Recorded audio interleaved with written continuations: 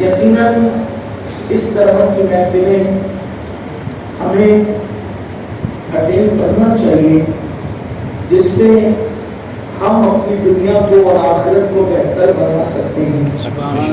اگر آپ واقعی سن کر کچھ لینے کے لیے اور حاصل کرنے کے لیے آئے ہیں تو میری آپ سے گزارش ہے کہ آپ اپنے موبائلوں کو جیب میں رکھ لیں۔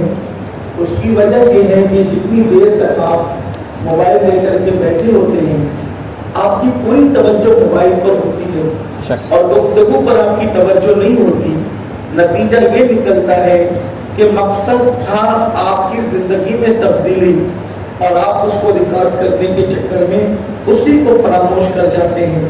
چونکہ مصروفیت کا وقت ہے، دن کا ٹائم ہے، بہت لمبا چوڑا بیان نہیں ہو سکتا، بس ایک مختصر سی گفتگو۔ اللہ کرے ہم سب کی زندگی بدلے، ہماری زندگیوں میں انقلاب آئے، ہماری زندگیوں میں تبدیلی آئے۔ یاد رکھنا میرے آقا صلی اللہ علیہ وسلم کے دیوانوں، اس دنیا میں جو ہم اور آپ آئے ہیں اس دنیا کی تیاری کے لیے آئے ہیں۔ وہ دنیا نہ جہاں باپ نے کام آنا ہے، وہ دنیا نہ جہاں ماں نے کام آنا ہے، وہ دنیا نہ جہاں بیٹوں نے کام آنا ہے، وہ دنیا نہ جہاں مال نے کام آنا ہے، وہ دنیا نہ جہاں بڑے بڑے سرٹیفکیٹ اور سندوں نے کام آنا ہے، وہ دنیا نہ جہاں اقتدار نے کام آنا ہے، نہ جہاں مال نے کام آنا ہے، نہ جہاں بادشاہت نے کام آنا ہے۔ کوئی کام نہیں آنے والا۔ اگر کوئی چیز کام آئے گی تو ایمان والوں کے اعمال ان کو کام آئیں گے۔ اسی لیے اس تیاری کے لیے اللہ نے ہمیں اس زمین پر بھیجا ہے۔ میرے آقا صلی اللہ علیہ وآلہ وسلم کے دیوانوں اور پھر مصطفیٰ کریم رؤوف الرحیم صلی اللہ علیہ وآلہ وسلم نے اس دنیا کے معاملات سے پہلے اس دنیا کے اندر ہمارے سامنے ساری باتیں کھول کھول کر رکھ دی ہے۔ اس دنیا میں کب کیا ہوگا، کیسے ہوگا، غیب کا نبی صلی اللہ علیہ وآلہ وسلم نے ایک ایک چیز بڑی باریکی کے ساتھ بیان کی ہے۔ ان میں سے ایک چیز میں آپ کے سامنے رکھتا ہوں، وہ جو دنیا ہے جسے آخرت کی دنیا کہتے ہیں، وہ جو دنیا ہے جسے یوم الآخرت کہتے ہیں، آخرت کا دن کہتے ہیں یا آخری دن کہتے ہیں یا جسے میدان محشر کہتے ہیں، وہاں کا حال یہ میرے بھائیوں کہ اللہ کے حبیب صلی اللہ علیہ وآلہ وسلم نے فرمایا کیفیت یہ ہوگی کہ انسان کے سر اور اللہ رب العزت کے سورج کے درمیان صرف اتنا فاصلہ ہوگا جتنا ایک ہاتھ ہوتا ہے، یعنی ہاتھ بھر کا فاصلہ ہے انسان کے سر اور سورج کے درمیان، جس کو سوا نیزہ بھی کہا گیا ہے۔ آپ اندازہ کریں، تھوڑی دیر غور کریں، یہ کوئی کہانی قصہ ہوتا تو ہم ہنس کر کے گزر جاتے، یہ کسی لیڈر کی بات ہوتی تو ہم لوگ جو ہے کہتے سیاسی لیڈر تو ایسی ہی باتیں کرتے ہیں، یا کسی خطیب کی بات ہوتی ہم کہتے لفاظی کر کے چلا گیا۔ لیکن قربان جائے یہ اس کا فرمان ہے، اللہ اکبر، یہ اپنی زبان سے کبھی اپنی طبیعت سے کلام کرتے ہی نہیں، جس نے زبان کبھی اپنی مرضی سے کھولی ہی نہیں، بلکہ یہ اس کی بات ہے۔ اللہ اکبر، خدا خود فرماتا ہے وَمَا يَنطِقُ عَنِ الْهَوَىٰ إِنْ هُوَ إِلَّا وَحْيٌ يُوحَىٰ، کہ یہ میرا پیارا اپنی طبیعت سے کبھی گفتگو کرتا ہی نہیں، زبان ان کی ہوتی ہے، کلام خدا بند قدوس کا ہوتا ہے، اللہ کا کلام جاری ہوتا ہے۔ آپ اندازہ کریں، اس لیے ان کی بات کا انکار نہیں کیا جا سکتا۔ جو ان کی بات کا انکار کرے اس کا ایمان معتبر نہیں رہ جاتا، اس کا اسلام معتبر نہیں رہ جاتا۔ اس لیے بہت دھیان سے سننا، کیونکہ میرے سامنے یہ جو خوبصورت چہرے ہیں نا، یہ جوانوں کے چہرے ہیں۔ اللہ کرے ہم اپنے اس خوبصورت چہرے کو جہنم کی آگ سے بچا سکے۔ میرے نبی نے ایک جوان کا خوبصورت چہرہ دیکھ کر اس کے دونوں گال پکڑ کر کے کہا تھا تیرا چہرہ کتنا خوبصورت ہے، کاش کہ یہ چہرہ جہنم کی آگ سے بچ جائے۔ جب بھی میں اپنے جوانوں کے خوبصورت چہرے دیکھتا ہوں تو مجھے اپنے نبی کا وہ قول یاد آتا ہے، جب میرا جوان گناہوں کی طرف بڑھتا ہوگا تو میرے نبی کے دل پر یہی بات آتی ہوگی، اے میرے امتی، کاش کہ یہ تیرا چہرہ جہنم کی آگ سے بچ جائے، یہ خوبصورت چہرہ جہنم کی آگ سے بچ جائے۔ آؤ اس کے لیے کچھ کوشش کر لیتے ہیں۔ اللہ اکبر، تھوڑا تصور کریں کہ انسان کے سر اور سورج کے درمیان صرف ایک ہاتھ کا فاصلہ ہے، ایک ہاتھ کا فاصلہ۔ آج سورج چوتھے آسمان پر ہے، ہزاروں کلومیٹر کے فاصلے پر، لاکھوں کلومیٹر کے فاصلے پر سورج پھر بھی گرمی کی شدت، حرارت اور تپش کا عالم کیا ہوتا ہے، لیکن جس دن وہ سورج اپنے چہرے کی طرف سے چمکے گا، چہرے کی طرف سے، اور اتنے قریب ہوگا کہ سورج اور انسان کے سر کے درمیان صرف ایک ہاتھ کا فاصلہ ہوگا، میرے کریم آقا بیٹا نبی صلی اللہ علیہ وسلم نے فرمایا کوئی گھٹنے تلے پسینے میں ڈوبا ہوگا، کوئی گھٹنوں تک پسینے میں ہوگا، کوئی کمر تک پسینے میں ہوگا، کوئی گردن تک پسینے میں ہوگا، کوئی پسینے کے اندر ڈبکیاں لے رہا ہوگا۔ ایسے میں سوچو وہاں کوئی سایہ نہیں، نہ کسی کی دیوار کا سایہ، نہ کسی کے شامیانے کا سایہ، نہ آسمان کا سایہ، کوئی سایہ نہیں ہوگا۔ وہاں سایہ ہوگا تو صرف ایک سایہ ہوگا، اور اس سایہ کو اللہ کے عرش کا سایہ کہا جاتا ہے۔ ایک سایہ ہوگا جس کو اللہ کے عرش کا سایہ کہا جاتا ہے، اور چند خوش نصیب لوگ ہوں گے جو اللہ کے عرش کے سائے میں مزے کر رہے ہوں گے۔ ایک روایت میں آتا ہے 7 خوش نصیب، دوسری روایت میں 3 خوش نصیب، ایک روایت میں 5 خوش نصیب، یعنی موقع کی مناسبت سے اللہ کے حبیب علیہ السلام نے الگ الگ بندوں کا تذکرہ کیا۔ اب آگے میں ان خوش نصیبوں کا ذکر کرتا ہوں کہ قیامت کی تپش اور حرارت سے صرف وہ بچ سکے گا جو اللہ کے عرش کے سائے میں ہوگا۔ اور یاد رکھیے سب کے لیے قیامت کا دن 50,000 سال کے برابر ہوگا، سب کے لیے قیامت کا دن 50,000 سال کے برابر ہوگا، لیکن جس کو عرش کا سایہ ملے گا اس کے لیے پورا قیامت کا دن صرف ظہر کی 4 رکعت کے برابر کر دیا جائے گا۔ لوگوں کی آنکھیں بہ رہی ہوگی، وہ اللہ کے عرش کے سائے میں آرام کر رہے ہوں گے، لوگوں کی زبانیں پیاس کی وجہ سے سینے پہ لٹک رہی ہوگی، وہ اللہ کے عرش کے سائے میں آرام کر رہے ہوں گے، لوگ نفسی نفسی کہہ رہے ہوں گے، وہ اللہ کے عرش کے سائے میں آرام کر رہے ہوں گے۔ آئیے ذرا وہ سات تو کون ہے؟ اللہ اکبر، جتنے بھی ہم پڑھ سکتے ہیں ان 7 میں سے کوئی ایک بننے کی کوشش کر لو تاکہ عرش کا سایہ ہمیں بھی نصیب ہو جائے۔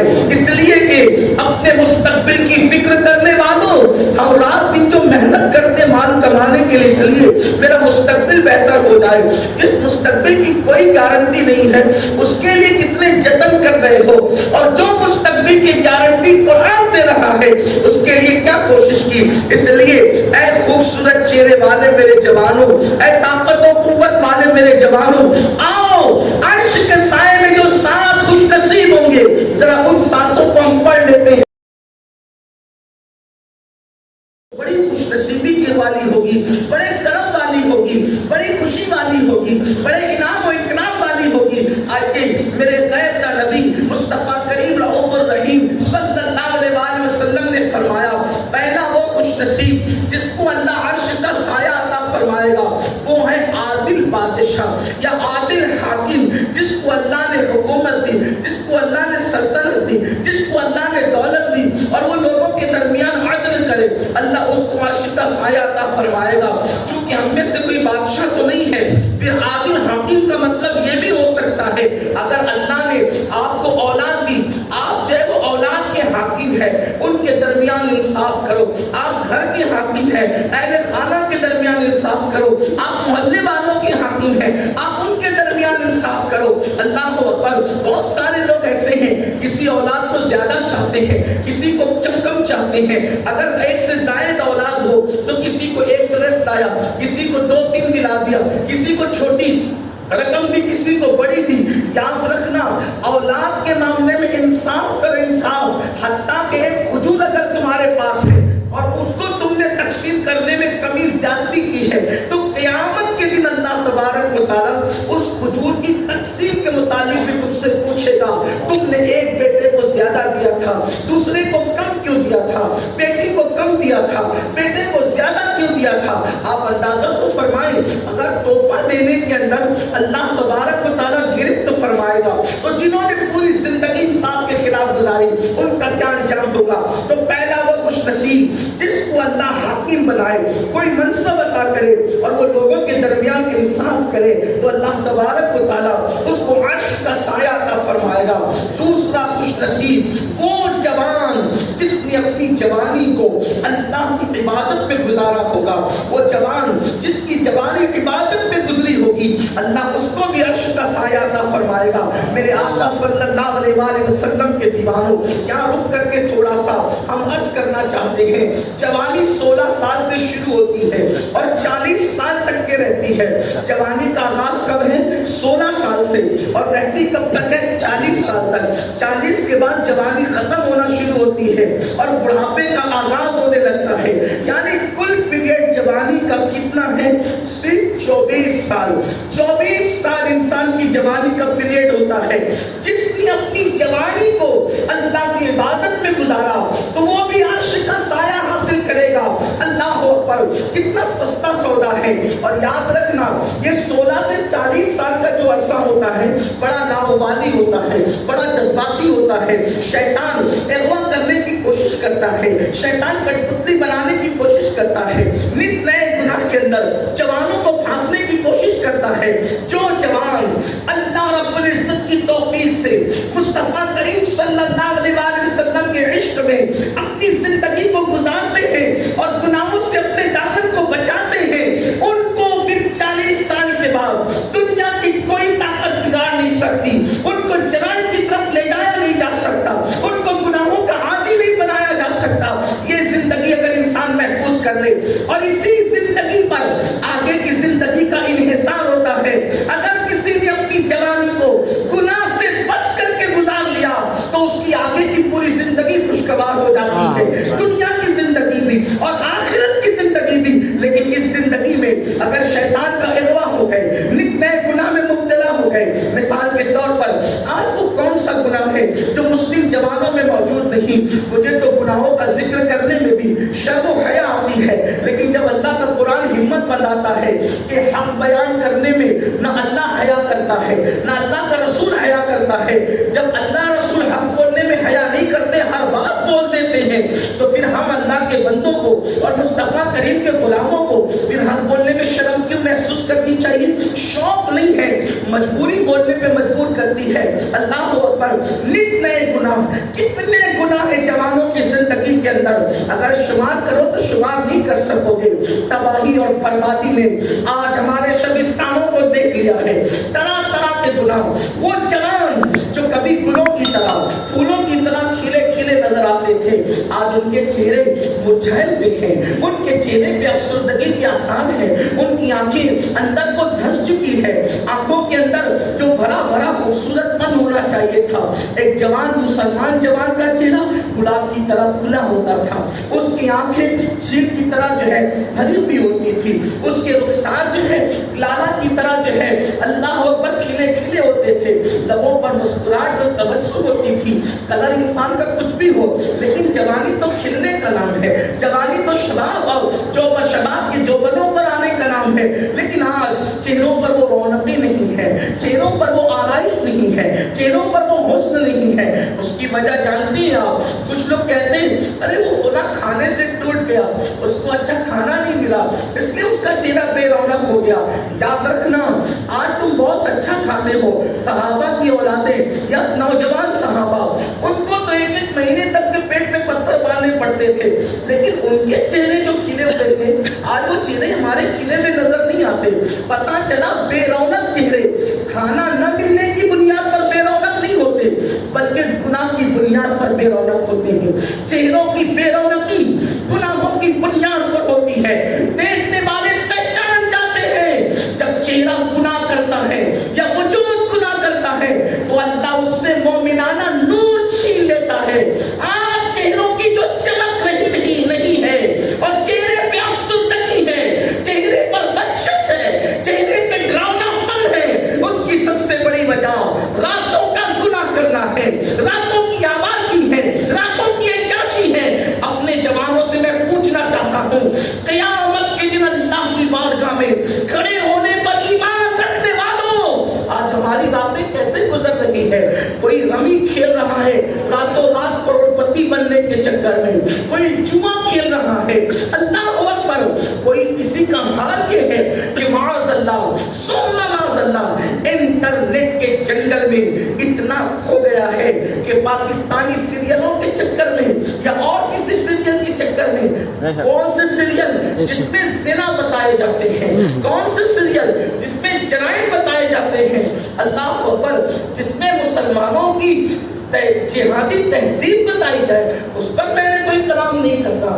جس نے ہمیں حیات نو عطا کرنا ہے اس پر میں نے کوئی تائید و مخالفت نہیں کرنا، لیکن میں صرف یہ کہنا چاہتا ہوں اللہ اکبر، جہاں زنا بتایا جا رہا ہو، لڑکیوں کو بھاگنے اور بھگانے کا طریقہ بتایا جا رہا ہو، اور وہ کسی بھی ملک سے سیریل چل رہا ہو، تو یہ نہیں دیکھا جائے گا ملک کون سا ہے. اور پہلی بات، ہم تو ہندوستانی ہیں اور ہمیں ہندوستانی ہونے پہ فخر ہے، اور ہم جو وہ کسی ملک کا سیریل کیوں دیکھیں، ہم اپنے ملک کی تہذیب سے بغاوت کیوں کریں. ہمارا ملک خدا کا ہندوستان ہے، ہمارا ملک ہندوستان ہے، ہمارا ملک بختیار کاکی کا ہندوستان ہے، ہمارا ملک محبوب الہی کا ہندوستان ہے، ہمارا ملک شاہ عالم کا ہندوستان ہے، وزیر الدین گجراتی کا ہندوستان ہے. کمی کیا ہے؟ لیکن آج کل کچھ لوگ یہ سوچتے ہیں، عورتیں بھی سوچتی ہیں یہ تو اسلامی ملک کا سیریل ہے، اس اسلامی ملک میں اسلام کتنا ہے ذرا یہ بھی تو دیکھو، اس سیریل میں اسلام کتنا یہ بھی تو دیکھو. جہاں بھاگنے اور بھگانے کا طریقہ بتایا جاتا ہو، کسی بھی ملک سے آئے، چاہے سعودی عرب سے آئے، ہم اس کو ریجیکٹ کرتے ہیں، ہم اس کی مخالفت کرتے ہیں، کیونکہ ہم ملکوں کے سیریلوں پہ زندگی جینا نہیں سیکھتے. ہم تو مصطفیٰ جان رحمت کی سنت اور شریعت سے زندگی گزارنے کا طریقہ.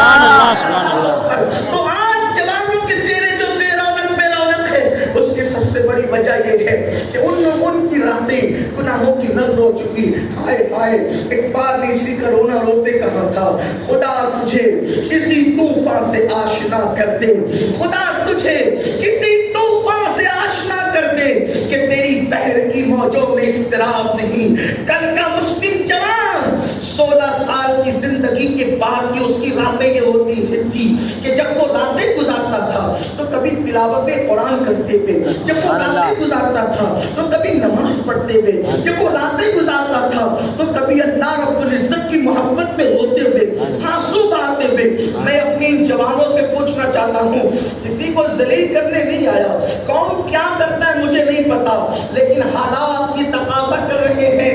اللہ کے گھر میں بیٹھنے والوں، کل کا جوان اللہ کے خوف سے روتا تھا، عشق مصطفیٰ میں روتا تھا، نعتیں سن کے روتا تھا، حضور کی جدائی میں روتا تھا، مدینہ منورہ کی یاد آتی تھی تو روتا تھا، کعبے کی رونقیں یاد آتی تھی تو روتا تھا، قبر کی یاد آتی تھی تو روتا تھا. مجھے بتاؤ، آج تم سیریل کے جذباتی مناظر دیکھ کر کے رو رہے ہو، آج تم غزلیں سن کر کے رو رہے ہو، آج تم گانے سن کر کے رو رہے ہو.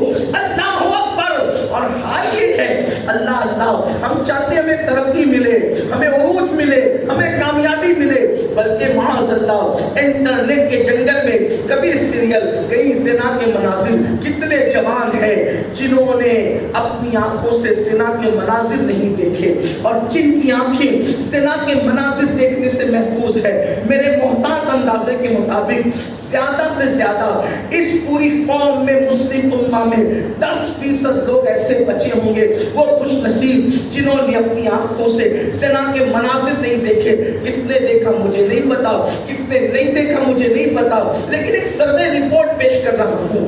اندازہ تو کریں، جن آنکھوں سے رسول پاک کا دیدار قبر میں کرنا ہے، جن آنکھوں سے مرتے وقت رسول اللہ کا دیدار کرنا ہے، ان آنکھوں سے زنا کے مناظر دیکھتے ہو، ان آنکھوں سے نرم نرم گدوں پر لیٹ کر کے زنا کے مناظر دیکھتے ہو. آپ مجھے بتاؤ، جو آنکھیں زنا کے مناظر دیکھیں وہ جھیل کی طرح خوبصورت کیسے ہوگی، وہ نرگس کی طرح خوبصورت کیسے ہوگی. کھانا نہیں ملنے پہ چہرے کی رونق نہیں جاتی، پاپ کی بنیاد پر چہروں سے رونق نہیں جاتی ہے. کبھی ایمان والے دل پہ ہاتھ رکھ کر کے سوچنا کہ میں راتوں کو کرتا کیا ہوں، اور پھر جو کچھ تم نرم گدوں پہ لیٹ کر کے یا دوستوں کے ساتھ محلوں میں بیٹھ کر کے یا وائی فائی کی گندگی کے ساتھ جو جرائم کرتے ہو، ایک مرتبہ اس رات کو یاد کرو اور دوسری مرتبہ قبر کی پہلی رات کو یاد کرو. جوانی کے جنون میں اللہ رب العزت کے غضب کو دعوت دینے والوں، جوانی کے جنون میں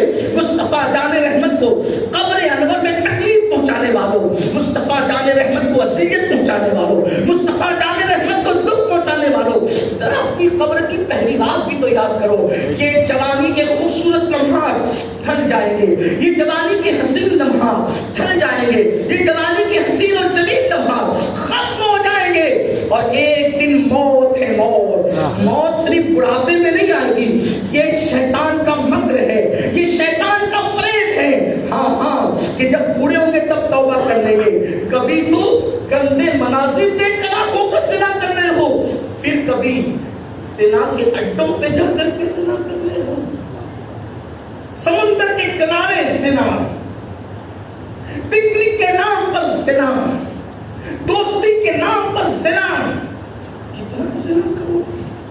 اور سنو، ہمارے بزرگوں نے فرمایا تھا جو قوم زنا کرتی ہے اللہ اس قوم کو صفحہ ہستی سے مٹا دیتا ہے۔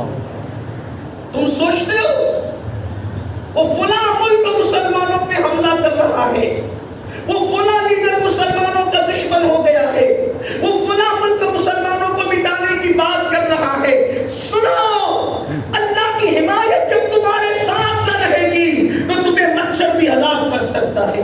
اللہ کی حمایت کو اٹھا لے تو نمرود کا حال نہیں دیکھتے، نمرود کا انجام نہیں دیکھتے، پوری دنیا پر 200 سال حکومت کرنے والا نمرود جب اللہ تبارک و تعالیٰ کی رحمتیں روٹ گئی اور اللہ نے اس کو مہلت دینا چھوڑ دیا، یاد رکھنا راتوں میں چھپ چھپ کر جو جرائم کرتے ہو یہ نہ سمجھنا اللہ کو خبر نہیں ہے، یہ نہ سمجھنا معاذ اللہ کو علم نہیں ہے۔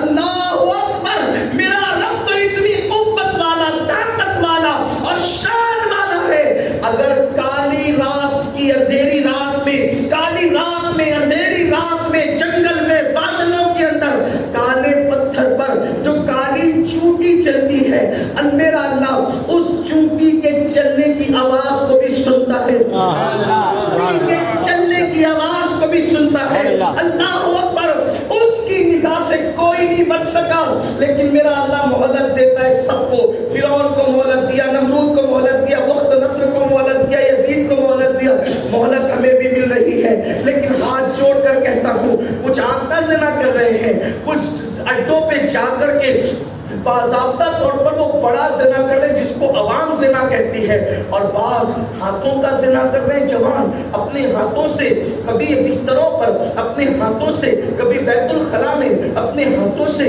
کبھی واش روم کے اندر جو ہے اپنی جوانی کو ضائع کر رہے ہیں۔ میں کہنا کیا چاہتا ہوں سب سمجھ گئے، اس سے زیادہ وضاحت نہیں کر سکتا، عورتیں بھی بیان سنتی ہیں، بچے بھی سنتے ہیں، زیادہ وضاحت نہیں کی جا سکتی، لیکن سننا دھیان سے سننا، قیامت آنے والی ہے۔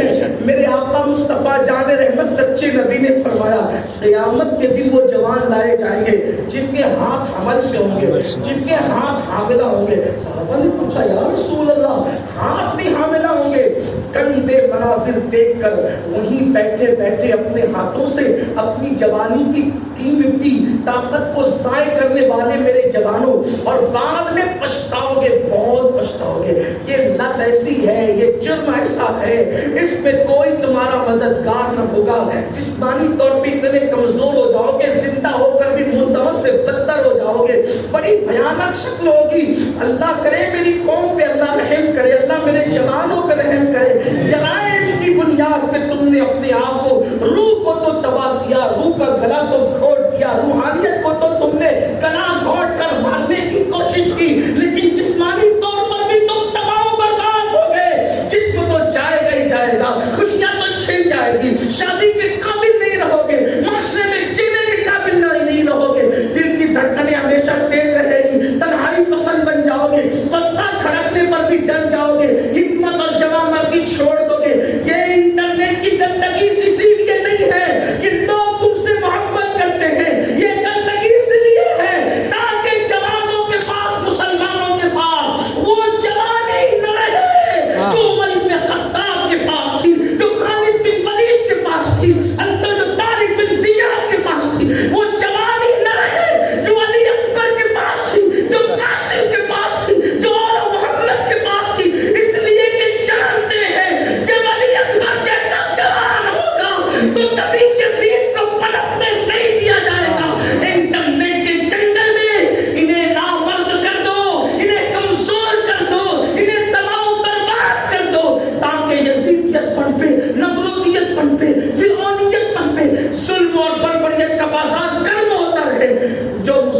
नौजवान पत्ता खड़कने से डरेगा, वो क्या कर सकेगा जमाने में? वो न पढ़ सकेगा, न पढ़ा सकेगा, न लिख सकेगा, न लिखा सकेगा। जो खुद नहीं खा सकेगा वो किसी को क्या खिला सकेगा? हाय हाय मेरे जवानों, थोड़ी देर की लज्जत की खातिर तुमने अपनी दुनिया भी तबाह की, आखिरत भी तबाह की। दुनिया में तो ये किसी काबिल न रहे, दुनिया में तो ये किसी काबिल न रहे, डिप्रेशन में चले जाते वो गुनाह करके, जिसका जिक्र मैं कर रहा हूँ। हाँ हाँ, उसको हमारे उलमा मुश्त ज़मीन का नाम देते हैं और आप लोग उसको अच्छी तरह समझते हैं, लेकिन अल्लाह अकबर, अल्लाह अकबर, अल्लाह अकबर। मेरे नबी ने सल्लल्लाहु अलैहि वसल्लम ने फरमाया, क़यामत के दिन उनके हाथ हमारे से होंगे, हामिला होंगे। क्या रुसवाई होगी उनकी जो हाथ को हमल वाला लेकर के उठेंगे, क्या रुसवाई होगी उनकी अंबिया के सामने, औलिया के सामने, सहाबा के सामने, हाथों को हमल वाला लेकर के। अल्लाह करे किसी को तौबा की तौफीक हो, जो तौबा कर ले अल्लाह उसे माफ करेगा, फिर उसका वो अंजाम नहीं होगा।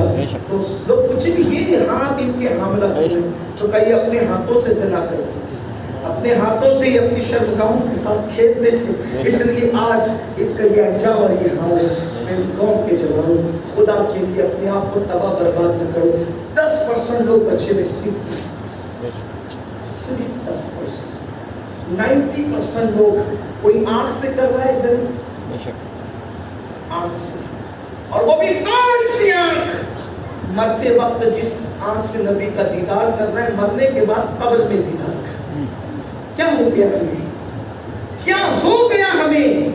और मैं गुफ्तगू को तूल नहीं देना चाहता, बाकी 5 बातें फिर किसी मौके से पढ़ देंगे, लेकिन यहाँ पर ये बात मैं कहना चाहता हूँ, मेरे जवानों, अल्लाह ने हमें जो पैदा किया बेमकसद नहीं, पढ़ो पढ़ो, दौलत हासिल करो, खुशहाल बनो, जहाँ गुनाह है और वो भी जहाँ ज़िना जैसा गुनाह है वहाँ बर्बादी और तबाही है। ये जो लोग हमारे दुश्मन में, ना मैं यही कहना चाहता, अल्लाह ढील दे रहा है आपको, इस ढील का नाजायज फायदा मत उठाओ। अगर ढील दे रहा है तौबा करो। 200 साल तक नमरूद ने हुकूमत की, 200 साल का, वो भी पूरी दुनिया पर। अल्लाह ने बहुत ढील दी उसको, नहीं माना। आखिरी में क्या हुआ? एक लंगड़ा मच्छर घुसाया उसकी नाक में, लंगड़ा मच्छर, और वो लंगड़ा मच्छर 100 साल से ज्यादा उसकी नाक पे रहा। आप जानते हैं मच्छर की इतनी उम्र होती है, और वो भी मच्छर सिर्फ नाक में नहीं बल्कि दिमाग तक पहुंच गया। अल्लाह के साथ बगावत का अंजाम तबाही है, तबाही। अगर जवानी की ताकत पर गुरूर है आपको, जवानी की ताकत पे नाज है आपको, मैं नहीं कि मैं तो ये कहता हूँ अल्लाह तुम्हें कभी, हमें कभी, मेरी कौम के जवानों को वो दिन न दिखाए, लेकिन नहीं सब लोग बुढ़ापे में मुंह छुपा छुपा कर रोने में मजबूर हो जाए। जवानी में पाप करने वालों, बद्दुआ के तौर पे नहीं कह रहा हूँ, आगाह करने के लिए कह रहा हूँ, मौत मांगोगे तो मौत भी नहीं आएगी उस वक्त। ये कैफियत है जिन्होंने जवानी को आवारा किया, जिन्होंने जवानी में ज़िना किया, जिन्होंने जवानी में नाफरमानी की, जिन्होंने जवानी में मस्जिदों को वीरान किया, जिन्होंने जवानी में अल्लाह की नाफरमानी की, फिर उस पर वो वक्त आता है कि अल्लाह अपनी रहमत की चादर हटा के उसको वो ज़लील और रुस्वा करता है कि कोई कुर्सान हाल नहीं रहता। और जिस पर से खुदा की रहमत की चादर हट जाए, फिर उसे दुनिया की कोई ताकत सहारा नहीं दे सकती, दुनिया की कोई ताकत बचा नहीं सकती। खुदा के लिए नहीं किसी के बनते हो। कहने वाले ने कहा है, अपने मन में डूब कर बाजा सुरागे जिंदगी, अपने मन में डूब कर बाजा सुरागे जिंदगी, तू नहीं मेरा न बन, अपना तो बन, कम से कम अपने आप के बन जाओ। नमरूद की नाक में जब मच्छर घुसा, दिमाग तक पहुंचा और 100 साल से जायद रहा।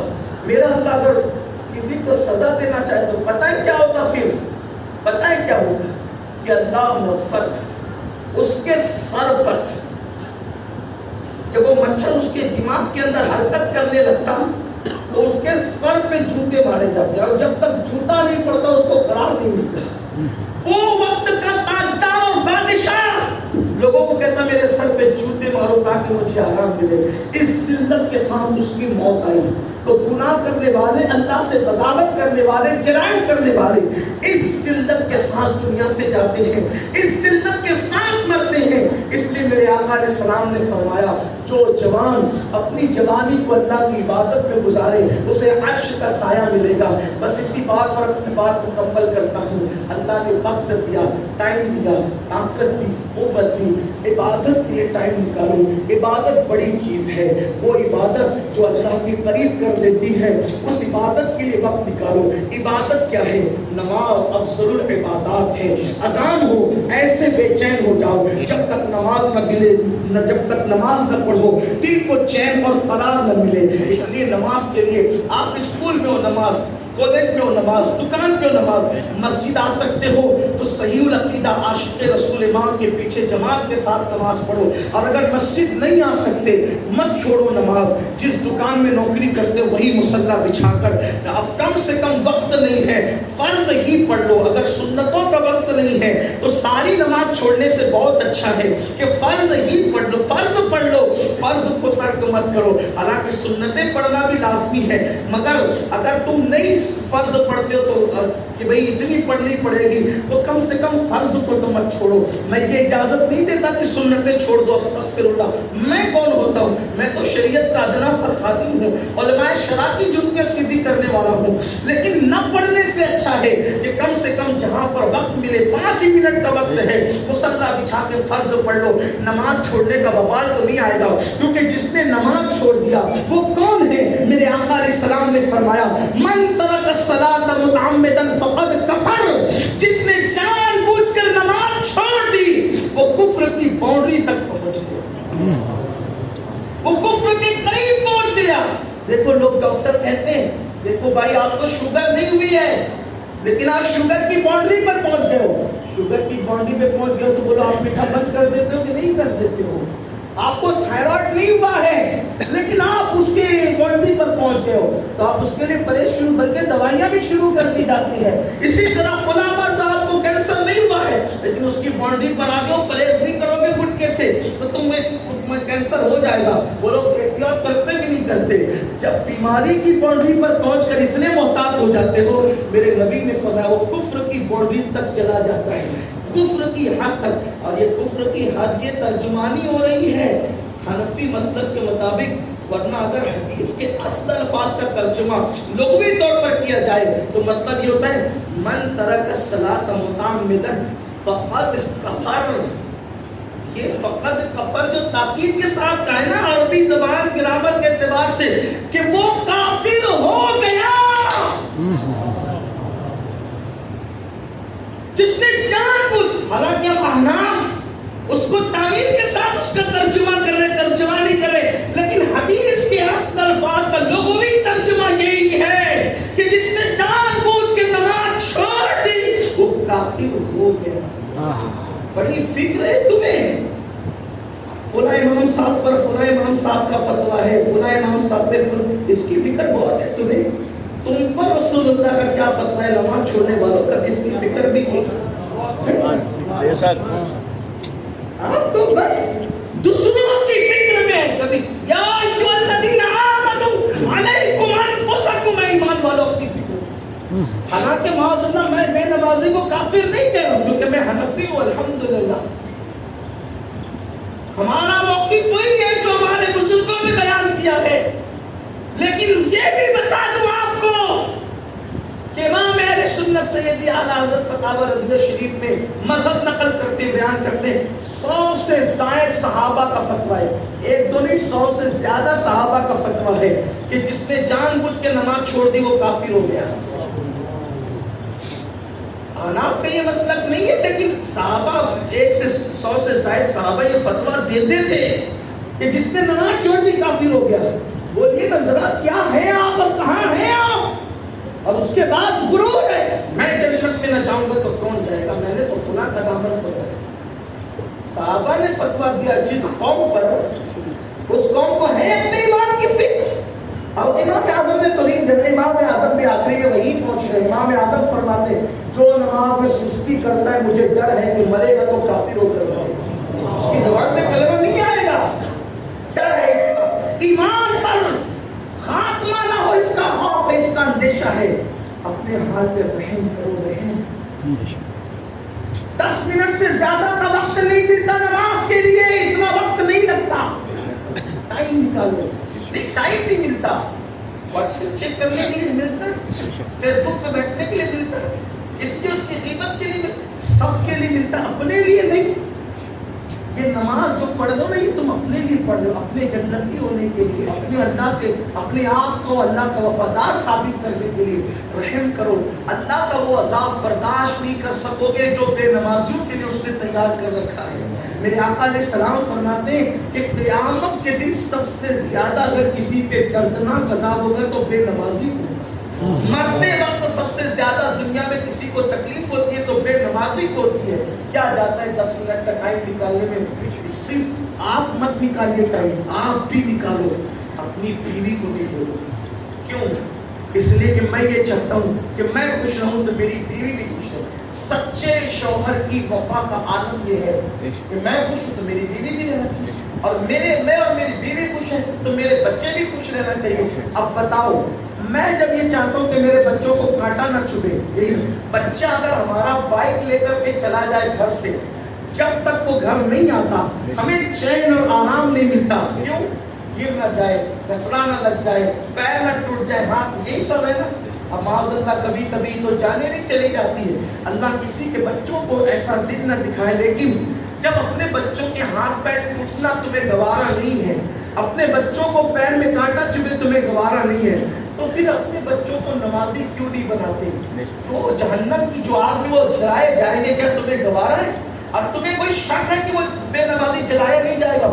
रसूलुल्लाह कहते हैं, जिनके कहने पे हमने बगैर देखे अल्लाह को एक मान लिया, जिनके कहने पे हमने कुरान को अल्लाह की किताब मान ली, जिनके कहने पे हमने अल्लाह एक माना, जिनके कहने पे जन्नत माना, जिनके कहने पे जहन्नम माना, जिनके कहने पे सब माना, उन्होंने कहा कि सबसे ज्यादा दर्दनाक अज़ाब बेनमाजी को होगा। तो अपने बच्चों से प्यार है, प्यार तो उनको नमाज का पाबंद बनाओ, अपनी बीवी को नमाज का पाबंद बनाओ, खुद नमाज पढ़ो। इसलिए कि अगर अपने बच्चों को नमाज का पाबंद नहीं बनाओगे, मतलब तुमने अपनी औलाद को दुनिया का आराम तो दिया, लेकिन आखिरत में उनको जहन्नम का ईंधन बना दिया। और याद रखना, सिला क्या मिलेगा फिर? अगर आप सुनना चाहते हैं तो ये रिवायत पढ़ो, सिला क्या मिलेगा। क़यामत के दिन नमाजी बाप जब पहाड़ बराबर नेकियां लेकर आएगा, नमाजी शौहर जब पहाड़ों बराबर नेकियां लेकर आएगा, तो उस वक्त अल्लाह फरमाएगा तूने बहुत नेकी की, तूने बहुत नेकी की, हम तुझे जन्नत में, हम तुझे जन्नत की तरफ तेरी तवज्जो है ना, उस तरफ तेरी तवज्जो है बंदे, तो तेरी नेकियां तो जन्नत में जाने वालों की तरह है। अभी ये बात हो रही होगी उसके इम्तिहान और आजमाइश के लिए, आवाज आएगी रोको रोको, इंसाफ इंसाफ इंसाफ चाहते हैं, आज इंसाफ का दिन है। कुरान कहता है अयहसबुल इंसान अन युत्रका सुदा, क्या इंसान ये तसव्वुर करता है कि अल्लाह तुम्हें हिसाब लिए बगैर छोड़ देगा, अल्लाह पूछ परछ किए बगैर छोड़ देगा? नहीं। किसी भी खानदान के हो, किसी भी खित्ते के, किसी भी कबीले के, कुछ भी हो, तुरंत खाओ, अल्लाह पूछेगा, वहां किसी की कुछ नहीं चलेगा, अल्लाह सबसे पूछेगा, जिसको चाहेगा पूछेगा और जितना चाहेगा पूछेगा। उसकी पहाड़ों जैसी जन्नत वाली नेकियां, हवा का इंसाफ आज हद का दिन है, रोको इसको। मशीयत कहेगी रोको, कौन हो तुम लोग?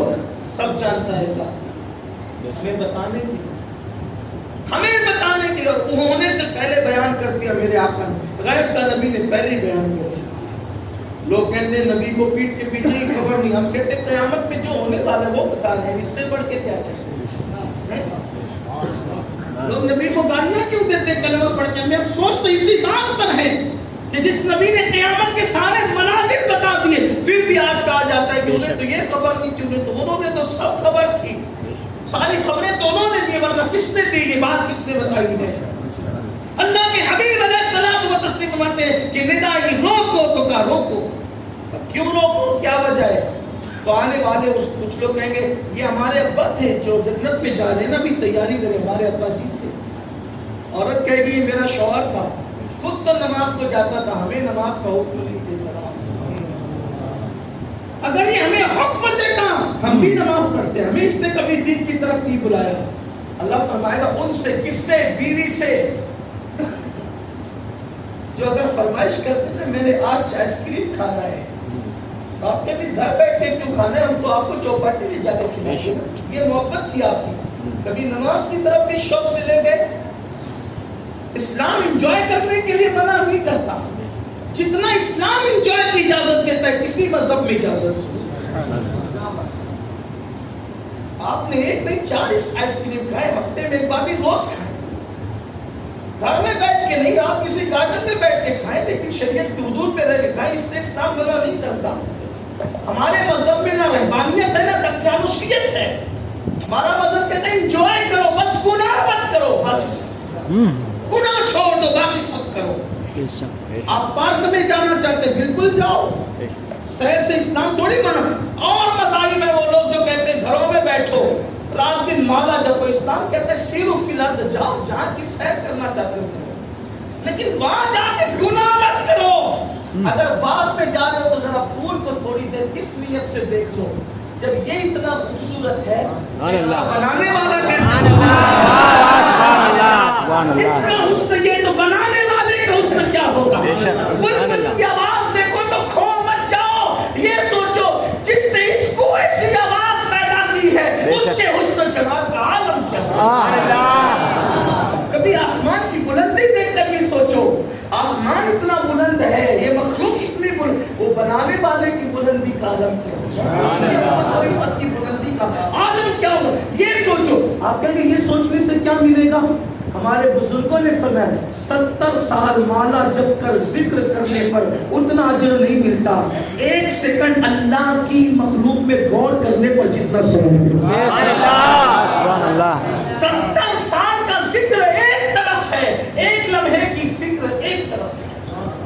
لمحے فکر کرنے کا حکم. جاؤ. لوگ مجھے کہتے ہیں کہ اسلام سیر کی اجازت دیتا ہے, میں نے کہا قرآن میں کہا ہے, اور ہمارا مذہب سیر سے کیوں منع کرے جب ہمارے نبی نے سیر لامکہ کی ہے. ہمارا نبی بھی ہمارے آقا. البتہ بس اتنا ہے, ہم خاکی ہے تو خاکی بات چھانتے پھرتے ہیں, اور وہ نوری ہے تو وہ جنت کی سیر کرتے ہیں. ہم سیر کرتے تو اپنے محبوب کے ساتھ کرتے ہیں, اور وہ سیر کرتے ہیں تو پھر اپنے محبوب کے ساتھ کرتے ہیں. سیر کی شان کی ہے, سواری آتی ہے تو جبریل خادم بن کر آتی ہے. وہ جبریل خادم ہے, وہ جبریل خادم, وہ جبریل ان کے خادم ہے, اور جگاتے دولہا بنا کر لے جاتے. اور اللہ فرماتے سبحان الذی اسری. تو بہرحال میں آپ سے عرض کرنا چاہتے ہیں اسلام انجوائے سے منع نہیں کرتا. آپ 10 لاکھ کی کار میں گھومنا چاہتے ہیں, 50 لاکھ کی کار میں گھومو, اگر اللہ نے دیے تو گھومو. بلکہ ہمارے امام اعظم ابو حنیفہ کو اپنے شاگردوں کو وصیت کرتے تھے کہ اللہ نے تمہیں خوشحال کیا ہے تو اللہ کی دی ہوئی دولت تمہارے کپڑوں سے, تمہاری سواری سے, تمہاری عطر سے, تمہارے برتن سے, تمہارے گھر سے نظر آنا چاہیے. اگر اللہ نے کسی کو دولت کے وہ میلے کچیلے پھٹے پرانے پیون والے کپڑے پہن کے پھرتا ہے, وہ ناشکر ہے, وہ ناشکر ہے. امام اعظم نے دیکھا ایک بندے کے بدن پر میلے کپڑے ہیں, تو فرمایا ذرا نماز کے بعد مجھ سے مل لیں. وہ آیا نماز کے بعد, فرمایا میرے مصلے کے نیچے اتنے درہم رکھے ہیں. امام اعظم بہت مالدار تھے, کروڑوں پتی تھے اس دور میں, بڑے تاجر تھے, اتنے مالدار تھے کہ جس دن پھل لاتے تھے گھر کے, اس دن پورے شہر کے سادات اور علماء کے گھر پہ پہلے پھل پہنچاتے تھے, بعد میں اپنے گھر کے. کوئی غریب آدمی نہیں کر سکتا, نہیں تو مالدار ہی کر سکتا ہے. ہمارے بزرگوں نے یہاں تک فرمایا کہ جو چادر وہ اپنے گلے میں رکھتے تھے اس کی قیمت لاکھوں کی ہوتی تھی اس دور میں. بہت مالدار تھے, دولت بھی تھی اللہ نے. تو اپنے مصلی سے مقتدی سے کہا کچھ میرے مصلے کے نیچے درہم رکھے ہوئے اٹھاؤ اور اچھے کپڑے جا کے خریدو. اس نے کہا حضور میں بہت مالدار ہوں, مجھے آپ کی درہم کی ضرورت نہیں ہے. آج کے دور کا مالدار ہوتا تو لے جاتا, چلے امام صاحب میرے دوست کے دور پر. یہ حال ہے ہماری قوم کا, حال ہی بدل گیا, حال ہی بگڑا ہے, قوم کا حال ہی بگڑا ہے. دینے کی بجائے الٹا لے لے. اور بلکہ کچھ تو ایسے بھی ہے وہ کہتے ہیں نہیں مولانا کہ دولت میں برکت ہوگی. ارے لے کر برکت ہوگی, دے کر برکت بے شک یہ حال ہے قوم کا. تو پھر مگر وہ غیرت مند تھا, اس نے کہا حضور میں بہت مالدار ہوں, مجھے آپ کے پیسوں کی ضرورت نہیں. فرمایا بیٹا جب اللہ نے دیا ہے تو تیرے کپڑوں سے چھلکنا چاہیے, نظر آنا چاہیے کہ اللہ نے تجھے دولت دی. یہ تو تجھے بتانا چاہیے, اتنا بھی مت, غرور بھی مت کر, گھمنڈ بھی مت کر, لیکن تیرا لباس دیکھ کر لگے کہ مالدار ہے, تیرا دسترخوان دیکھ کر لگے یہ مالدار ہے, تیرے بدن کی عطر کی خوشبو سے لگے کہ یہ مالدار ہے. کیوں؟ کیونکہ شکر کا یہ بھی طریقہ, شکر کا یہ بھی طریقہ ہے. وَأَمَّا بِنِعْمَتِ رَبِّكَ فَحَدِّثْ, اللہ کی نعمتوں کا چرچا کرو. چرچا اس طرح بھی ہوتا ہے, اگر اللہ نے دیا قیمتی سواری ہونی چاہیے, اللہ نے دیا قیمتی گھر بھی آپ کا ہو, کوئی بات نہیں, لیکن اللہ کی ناراضگی مول جرائم مت کرو. پاپ جتنی حد ہے شریعت میں اس کو پار مت کرو. وَالْحَافِظُونَ لِحُدُودِ اللَّهِ, اللہ کی حدوں کی حفاظت کرو, اللہ کی حدوں کی حفاظت کرو. تو اس وقت اس کی بیوی اور اس کے بچے کہیں گے کہ ہمیں خود نماز کو جاتا ہے, ہمیں نہیں کہا. بابا کے چہرے پہ داڑھی تھی, ہمیں نہیں کہا داڑھی رکھنے, ہمیں نہیں کہا. یہ خود راتوں کو تلاوت کرتا تھا, ہمیں نہیں کہا. سو آج ہم جہنمی ہیں, کیا اس کا حق نہ تھا؟ یہ اگر ہمیں راہ دکھاتا تو نہ مانتے. بیٹے وہ کہتے ہو اگر گھر میں رہنا ہے تو کما کے لا کے دینا ہوگا. ابھی بیٹا کمانے لگتا ہے, کیا یہ نہیں کہہ سکتے اگر گھر میں رہنا ہوگا تو نمازی بننا ہوگا؟ یہ نہیں کہہ سکتے گھر میں رہنا ہوگا تو داڑھی رکھنا ہوگا. جب تک کہ تلاوت نہیں کرے گا مجھ سے بات نہیں کرنا, یہ نہیں ہوگا. جب سالن میں نمک زیادہ ہونے پہ بیوی کو مار سکتے ہو تو نماز نہ پڑھنے پہ اس کو ڈانٹ نہیں سکتے. اپنے نفس کے لیے سارا ظلم کیا اور آخرت سنوارنے کے لیے کوئی تگ و دو نہیں. کیسے بت بن کر کے بیٹھے ہیں ہم, کیسے جرائم میں ڈوب گئے ہم. آخرت کی فکر کرو تو جانتے کیا ہوگا اس نمازی صاحب اور حاجی صاحب کا, ہر سال عمرہ کرنے والے حاجی صاحب کا انجام کیا ہوگا. گھر میں اسلامی ماحول نہ بنانے کے لیے اب تم کیا چاہتے ہو بتاؤ. اس کی بیوی بچوں سے کہیں گے بتاؤ کیا چاہتے ہو. دیکھو وہ بیوی بچے, یہ ہے قیامت, یہ ہے قیامت. قیامت اس کو کہتے ہیں. آپ کس دن میں ہیں, کس نیند میں, آپ کس فکر میں, آپ کہانی قصہ سمجھتے ہیں ان چیزوں کو. بیوی اور بچے کہیں گے مولا آج ہمیں جہنم میں جانے کا اوپر, یہ جنت کی طرف جانے والے ہمیں نظر آتے ہیں, اس لیے ہم یہ چاہتے ہیں کہ ان کی نیکیاں ہمیں ملے, کیونکہ انہوں نے ہمیں صحیح راستہ نہیں دکھایا, ان کی نیکیاں ہمیں ملے. اللہ فرمائے انصاف کا تقاضا یہ کہ اس کی نیکیاں میں تمہیں دیتا ہوں, نیکی اس کی بڑھ جائے گی. ابھی لینے والے حقدار باپ کی وہ گئے. اللہ فرمائے اب تو نیکی اس کی ختم ہوگی, اب کیا کریں, اب کیا چاہتے ہو. کہا کہ ہمارے گناہ ان کے سر ڈال دیے, ہمارے گناہ ان کے سر ڈال دیے جائیں. اس لیے میرے بھائیوں ایک دن وہ ہے جسے محشر کہتے ہیں, قیامت کہتے ہیں, وہ آنے والا ہے. اپنے حال پہ رحم کرو, اس کی تیاری کرو, گھر میں اسلامی ماحول, بیوی ماحول قائم کرو, اپنی جوانی کو عبادت کی طرف لاؤ. آئیں گی, طبیعت مائل ہوگی دھیرے دھیرے, نہیں ٹائم نہیں ملتا, ٹائم ملتا نہیں ہے, نکالنا پڑتا ہے. جب پیشاب پخانے کے لیے ٹائم نکال لیتے ہو, جب دوستوں کے لیے ٹائم نکال, دل پہ لاؤ تو صحیح. لیکن مولانا ماحول ایسا ہے نا, ہم بچ نہیں سکتے گناہ سے. جھوٹ بول رہے ہو, نفس اغوا کر رہا ہے, شیطان کی کٹپتلی بنے ہوئے ہو. آخری بات بس کرنا چاہتا ہوں, جو بچنا چاہے اللہ اس کو بچاتا ہے, جو کرنا چاہے اللہ اسے موقع دیتا ہے. ایک ٹائم تم آؤ اپنے شوق سے, دوسرے ٹائم اللہ اپنے کرم سے تمہیں خود بلائے. بڑا مہربان ہے. جب ایک نماز پڑھ لو ہاتھ اٹھا کے کہو مولا میری حاجتیں تو پوری کر دے, لیکن بڑی حاجت یہ ہے کہ تیری توفیق سے میں آیا نا, دوبارہ پھر کرم فرما کے بلا, تو توفیق دے دے.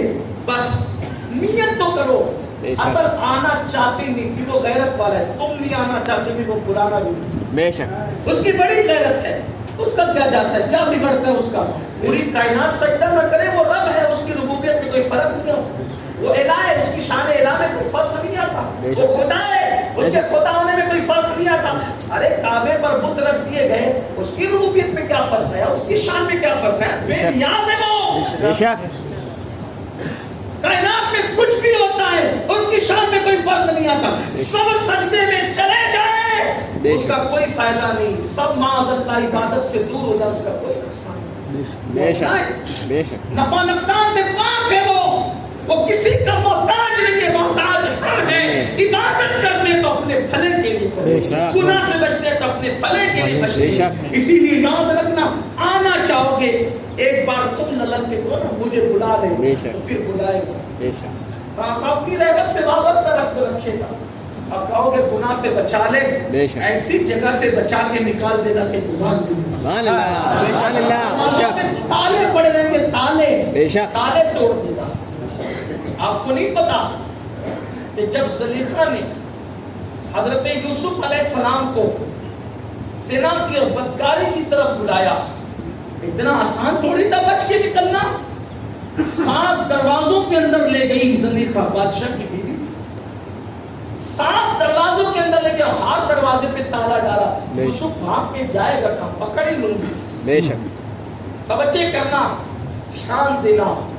اگر آپ نے کہا ہم نہیں بچ سکتے، بچنا اپنا کام بھی ہے، اپنی اوقات اور حیثیت بھی ہے کہ بچے بچاتا وہ ہے۔ بے شک نیت آپ نے ہم نے کرنی، بے شک نیت آپ کی ہم نے کرنی، پھر اس کا کرم دیکھو کیسے سنبھالتا ہے۔ بے شک جیسے گرنے والے کو ماں سنبھال لیتی نا بچے کو، چھوٹے بچے کو، اس کی رحمت اس سے زیادہ بڑھ کے سنبھالتی۔ سبحان اللہ۔ ہم تو مائل بدکرم ہے، کوئی سائل ہی نہیں، راہ دکھلائے کسے، راہ رب منزل ہی نہیں۔ تو زلیخا نے 7 تالے ڈالے، 7 ہر کمرے پر ایک، 7ویں کمرے میں دی کہ میرے ساتھ ایسا کرو۔ آپ نے کہا معاذ اللہ، میں نبی کی اولاد ہوں، بے شک میں آدھے پیغمبر ہوں، نبی کا بیٹا ہوں میں، میرا باپ یعقوب نبی، میرا دادا اسحاق نبی، میرا پردادا ابراہیم نبی، سبحان اللہ۔ نبوت کا گھرانہ ہے، میں یہ کام کروں گا۔ زلیخا خوش تھی، باپ کے کہاں جائیں گے، تالے تو میں نے اور ایک نہیں 7 تالے ڈالے۔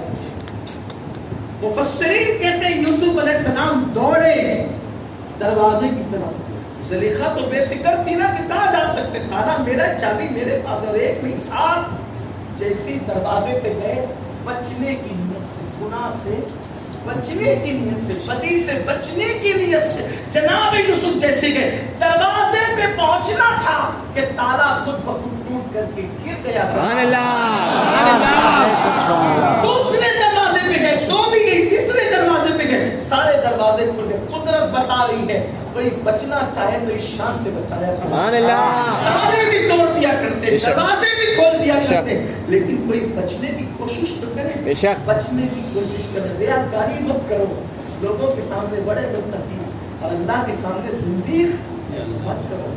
اللہ کے سامنے مجرم، کیونکہ کسی کے سامنے کچھ بھی بن جاؤ وہ ملنا نہیں ہے جو اللہ کی بارگاہ میں متقی بننے پر ملنا ہے۔ تو آج میری چھوٹی سی گزارش ہے، آج سے پہلے اگر کوئی گناہ ہو گیا ہو، بے شک کوئی اپنے ایسا نہیں کہ جو یہ دعویٰ کر سکے کہ میں نے گناہ نہیں بے کیا۔ شک ہم سب بال گناہ، بے شک بلکہ سب سے زیادہ گنہگار تو ہم ہی لوگ ہیں۔ بے شک لیکن اپنے اللہ کی بارگاہ میں توبہ کرو، پلٹو، بے شک زندگی تیزی سے گزر رہی بے ہے۔ شک سوئی کا کانٹا جیسے ہی آگے بڑھتا ہے وہ ہمیں سیکنڈ بڑھتا ہے تو موت سے سیکنڈ قریب کرتا ہے، منٹ بڑھتا ہے تو منٹ قریب کرتا ہے، گھنٹہ بڑھتا ہے تو گھنٹہ قریب کرتا ہے۔ جو دن گزرتا ہے ایک دن ہم موت سے قریب ہوتے ہیں۔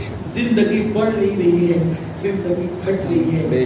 اس طرف جانا ہے جو اس دنیا سے بہت خوبصورت ہے، جو اس دنیا سے بہت اچھی ہے، جو اس دنیا سے بہت حسین ہے، دیکھا نہیں ہے، ہم نے دیکھا نہیں ہے، لیکن دیکھنے والے کی زبان پہ یقین ہے۔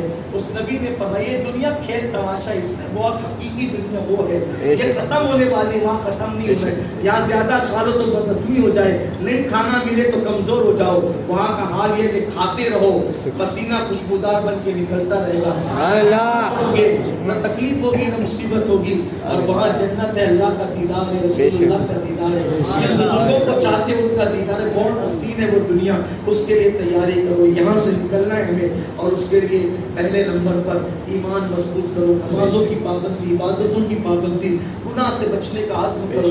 آج سے پہلے کوئی گناہ ہوا اللہ کی بارگاہ میں سچی توبہ کرو، گڑ گڑاؤ، میرے لیے نہیں اپنی آخرت کے لیے، اپنے اللہ کو راضی کرنے کی کوشش کرو، رو اس کو مناؤ، سب کو منا کر کے دیکھ کے چھوڑو سب کا فراق، محبت سب سے کرو، لیکن اس کی رحمت کی طرف رجوع کرو، سب کے ساتھ اچھا سلوک کرو، دل لگانا ہے تو اس سے لگاؤ، دل لگانا ہے تو اس کے محبوب سے لگاؤ، رویا کرو، کسی کو راضی کرنے کی فکر مت کرو، اس کو اور اس کے محبوب کو راضی کرنے کی فکر کرو۔ یہ دنیا ہے مکار ہے، یہ دنیا فریبی ہے، یہاں کے دوست بھی سچے نہیں ہے۔ خالد نے کہا تھا ہم کو معلوم ہے تغافل نہ کرو گے لیکن خاک ہو جائیں گے ہم تم کو خبر ہونے تک۔ یہ دنیا اتنی بے وفا ہے میرے بھائی، جن کے لیے تو رات رات بھر بیٹھتا ہے نا دوستوں کے سرکل میں، میں نہیں کہتا کہ دوستی توڑ دے، نہیں، میں توڑنے والا آدمی نہیں ہوں، اس لیے کہ میرا مذہب اور میرا مسلک تو جوڑنے کا کام کرتا ہے۔ ہم محبت والے لوگ ہیں، صوفیہ کے ماننے والے لوگ ہیں، ہم توڑنے کی بات نہیں جوڑنے کی بات کرتے ہیں۔ تو میں آپ کو دوستی توڑنے کے لیے کہوں گا، توڑنے جوڑنے کی بات کی تو مجھے ایک بات یاد آئی۔ حضرت خواجہ نصیر الدین چراغ دہلوی، ہمارے مرشد سلسلہ چشتیہ کے بڑے بزرگ حضرت نصیر الدین چراغ دہلوی محبوب الہی کے خلیفہ ہیں۔ بعض لوگوں نے بابا فرید کے لیے بھی لکھا، ان کا ایک مرید تھا، لوہار تھا، لوہار۔ اور اب مرید تو چاہتا ہے نا کہ میرے یہاں جو برانڈ چلتی ہے پیر صاحب کو تحفے میں دوں، تو چونکہ وہ لوہار تھا اس نے کینچی بنا کر لایا، خواجہ نصیر الدین چراغ دہلوی سے کہا بابا یہ کینچی قبول کرے، میں لوہار ہوں، یہ بنانا جانتا ہوں کینچی نے۔ فرمایا بیٹا ہم صوفی لوگ ہیں، اللہ والے لوگ ہیں، ہم اللہ والے لوگ ہیں، ہمارے پاس کینچی نہ لایا کرو، تم لوہار ہو تحفہ ہی لانا چاہتے ہو، تم کینچی بناتے ہو، سوئی بھی تو تم بناتے ہو گے نا، سوئی، تو مجھے کینچی نہ لانا، اگر تحفے میں دینا تو کینچی نہیں دینا، سوئی دینا، سوئی لا کے دینا۔ اس نے کہا بابا یہ سوئی اور کینچی میں فرق کیا ہے؟ خواجہ نصیر الدین دہلوی نے فرمایا کہ کینچی جو ہے وہ ایک کو دو کرنے کا کام کرتی ہے، کینچی ایک کو دو کرنے کا کام کرتی ہے، اور سوئی دھاگا دو کو ایک کرنے کا۔ ہم لوگ کینچی والے لوگ نہیں ہیں، ہم سوئی دھاگے والے لوگ ہیں، تو ہمیں چاہیے کہ ہم جوڑنے کی کوشش کریں، لیکن ہاں جڑنا اسی میں ہے، دودھ کا ملاپ دودھ کے ساتھ ہونا ہے، لیکن دودھ کا ملاپ پانی کے ساتھ ہوگا تو غلط بات ہوگی۔ تو ہم جوڑنے آئے ہیں کس کو؟ عاشقان رسول کو عاشقان رسول سے جوڑنا ہے، شکینہ سے جوڑنا ہے۔ تو آپ سے نہیں کہتا کہ دوستی توڑ دو، دوستی توڑنے مرنے کی بات نہیں کرتا، بیٹھو سب کے ساتھ، اس کا خیال کرو، بیٹھو تو اس کا خیال کرو، سب کے ساتھ رہو۔ جب نماز کا وقت آ جائے، حدیث پاک میں تو ام المومنین فرماتی ہے حضور ہمارے ساتھ اتنی پیاری پیاری باتیں کرتے تھے، اذان سنتے تھے تو کیفیت ایسی ہوتی تھی جیسے حضور ہم لوگوں کو پہچانتے ہی نہیں۔ اذان کے بعد حضور کی توجہ صرف نماز کی طرف ہوتی ہے، جیسے حدیث ہمیں پہچانتے ہی نہیں، یہ کیفیت۔ اذان کے بعد حضور میں کسی کی رعایت نہیں کرتے، نکل جاتے تھے۔ مطلب کیا؟ جب تک یار نے نہیں بلایا تمہارے ساتھ بیٹھنا ہے، یار کا بلاوا آیا تو پھر تم کھاؤ، چلو سبحان اللہ، خوب محنت کرو تجارت پہ خوب، لیکن جب یار کا بلانا آ جائے اب تجارت کیا، تجارت کی اوقات کیا، اب یار کی طرف چلو، بے شک، سبحان اللہ، خوب سو شان سے، نیند کے مزے لو، نرم نرم گدے پہ لے سکتے ہو، کوئی بات نہیں، اللہ نے دیا ہے تو دے دو، لیکن جب یار کی طرف سے بلاوا آ جائے حیا علی الصلاۃ، پھر نرم گدا کیا، چھوڑو پھینکو اس کو، یار کی طرف چلو۔ کیوں؟ کیونکہ دیا نرم گدا تو اللہ نے، تو جس نے دیا اسی کی طرف جائیں گے، اس کو چھوڑیں گے۔ تجارت دی اللہ نے، جس نے دیا اس کی طرف جائیں گے، اس کو چھوڑیں گے۔ دوست دی اللہ نے، اولاد دی اللہ نے، جب تک اس کا بلاوا نہیں، یہاں بیٹھے تھے آواز آئی چلو، تو یہ کیفیت ہونی چاہیے۔ دوستوں کے ساتھ بیٹھو، سب کے ساتھ بیٹھو، لیکن ایک بات یاد رکھنا، دنیا اتنی مطلبی مکار اور فریبی ہے، کہتے ہیں جہاں گڑ ہوتا ہے وہاں مکھیاں ہوتی ہیں، جہاں گڑ ہوتا ہے وہاں مکھیاں ہوتی ہیں۔ یہ دوست اسی وقت تک رہیں گے جب تک آپ کے پاس مال ہے، عزت ہے، وقار ہے، شان ہے، اور کچھ نہ رہے گا تو چلے جائیں گے۔ اور اگر بہت زیادہ وفادار دوست ہے تو کہاں تک نبھیں گے؟ قبر تک ساتھ آئیں گے، منہ پہ مٹی ڈال کر ایسے جائیں گے جیسے پہچانتے ہی نہیں تھے کہ کون کام آئے گا قبر میں، اللہ کے بندے کام آئے گا۔ اس لیے اس کو بلاؤ، اس کو راضی کرو۔ اللہ ہم سب کو توفیق دے، گفتگو کے درمیان اگر کوئی غلطی ہو اللہ تعالیٰ معاف فرمائے، اللہ ہمیں سچا اللہ رسول کا وفادار بنائے، توفیق عطا فرمائے، دین سے جڑیے، دین داری سے جڑیے۔ الحمدللہ آپ کے ماشاءاللہ شہر میں وہ علماء کرام اور بہت ساری سنی تنظیمیں خدمت آئی ہیں، آپ کی طبیعت جس سے جڑنا اس سے جڑیے، لیکن ماشاءاللہ سنی دعوت اسلامی کی تحریک آپ کے درمیان ہے، ایک اچھا پلیٹ فارم ہے عشق رسول کے حوالے سے، آپ ان سے جڑیے۔ اگر آپ جڑنا چاہتے ہیں تو ہمارے مولانا یونس رضوی صاحب تشریف لائے دبئی سے، کے پاس اپنے کام وغیرہ نکالیے، آپ سے رابطہ کریں اور انشاءاللہ تعالیٰ اگر آپ اپنے علاقوں میں مکتبہ اجتماع شروع کرنا چاہتے ہیں ان سے رابطہ کریں گے، آپ کی رہنمائی کریں گے۔ السلام علیکم۔